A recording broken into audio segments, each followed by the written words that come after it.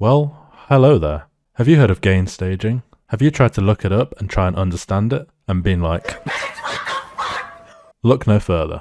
Your guide, Arknade, is here to help. Welcome to a noob's guide to gain staging. We're going to break this down into 3 easy to follow steps. So step 1 is going to be, what is gain staging? Step 2 is, why do we gain stage? And step 3 is how to actually gain stage. So before we do anything else, it's really important to understand what gain means. So gain is input level. And what this means is any sound that goes into the mixer channel. It's not volume. Volume is output level. Output level is the sound that goes to the speaker. So this will go from the mixer to the speaker, and then it will go to your ears. That's something completely different, and we're not covering that in this video. What is gain staging? I've summarized it into this one sentence. It's setting up the initial gain levels of your sounds. Imagine you've got an instrument, so in this case a guitar, and this sound has been put onto your DAW, your digital audio workstation, and now you've routed it to your mixer channel. Then what you'll do is you'll apply all your plugins to it to make it sound really great. And then once that's done, it'll get sent to any groups you have, and then to the master channel, and then to your speaker. Now the bit we want to focus on for gain staging is the red bit I've circled here. So the part that it goes from your instrument to the mixer channel. And what we want to do is adjust the levels here to make sure it's optimized so we get the best sound. And to do this on FL Studio, it's really simple. All you do is go to your channel rack, and let's say this is the instrument you've put on. So this is going to get sent to channel 1 on the mixer channel, but before it gets sent, we want to change the level, and we can do that with this button here. So we can adjust the level here, and this is what we'll be focusing on later. And then on Ableton, you have your sound here, and you can either change it on the sound itself, so there's this gain knob here, or you can add a utility to the plugin section as your first plugin and change the gain on here. You might be asking, what's the point in doing this? So why do we gain stage?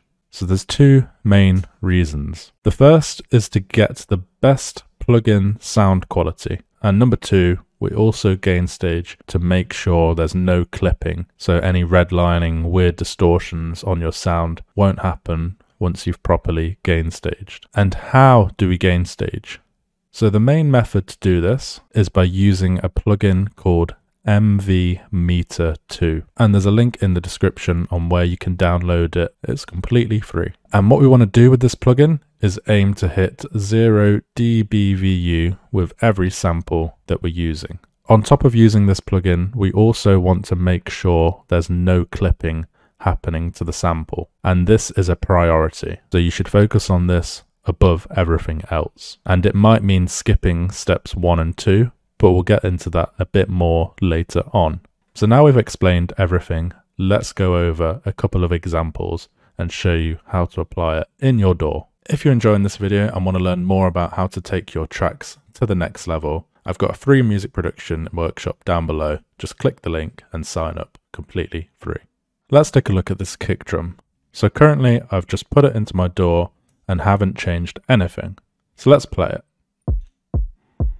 It's coming in at -18 dB on the mixer, so we know there's no clipping currently happening. Now the next step I'm going to do is add my MV Meter 2, and now we're going to adjust the gain whilst listening to it and get it to hit 0 dB on here. So let's play it.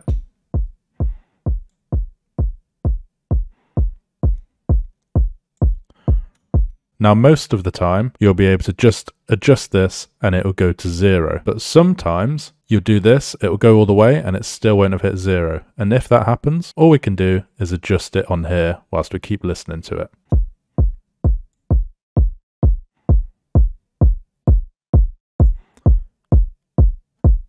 And then you can see that red light's flashing there, so what we can do is double click this and then change it by 1 or 2 until we hit the point where it's not flashing. There we go. And now this is set up for the maximum potential for your plugins when you put them on later on. And note, for longer samples like vocals or instruments, you just want to aim for 0 on average. So it can bounce over the red line a little bit as long as it's averaging at 0. So let me just show you why we don't use this to change it. So let's play it. So you see I'm turning this down now, and it's still hitting 0 dBVU on here. That's because this is all happening before we turn this down. So now we turn this down afterwards, and we can put it, say, to -15. And now our kick is mixed down, no clipping, and perfect potential for any plugins we put on later on. But what if you know you're not going to use any plugins on your instrument? So imagine I've picked the perfect kick drum sample and it doesn't need any plugins putting on it later on, nothing at all. Then you can literally just skip adding the MV meter and you can just adjust the gain on here until it hits -15 dB or whatever you want it to hit for your mix down. And that's it. So let me just show you an example. So everything's reset. I'm not going to add any plugins to this kick drum. I'm just going to increase it on here to -15.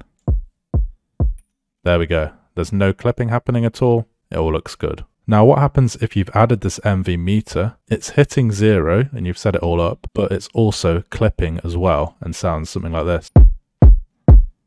The best thing to do here is to just ignore the MV meter and adjust the gain so that it's not clipping, because it's more important that it's not clipping than it has the perfect potential for the plugins.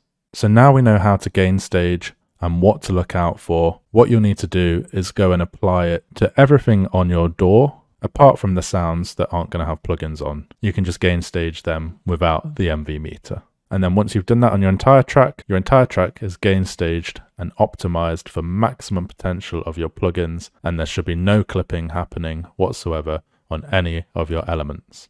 Thank you all for watching. I hope you enjoyed this new style of video. If you did, let me know in the comments, and let me know if there's any other topics like this that you want me to cover, and I'll make this into a series. I'll see you all in the next one.